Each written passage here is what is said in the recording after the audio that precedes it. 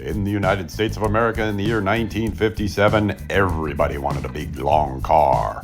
And the Chevy Bel Air was one of the great classic big long cars of its era. Here's a good look at a convertible one. But if you didn't think that was long enough for you and you wanted to have a car that was longer than your neighbors, you could tell Chevrolet that you wanted a Continental kit, which they offered as an option.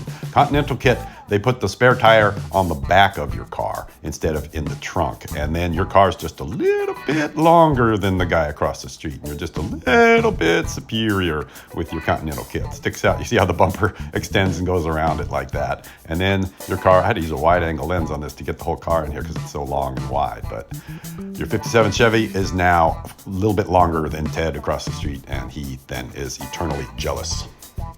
And this is what Ted's insignificantly short Chevy Bel Air looks like with the regular bumper on it. Shame. That is quite a difference. And if you want one of these for your 57 Chevy, they do make reproductions of it for like $6,000 or $7,000 that you can add on to your car. But with or without a Continental kit, it is a super cool car. Thanks for watching. Comment, like, subscribe.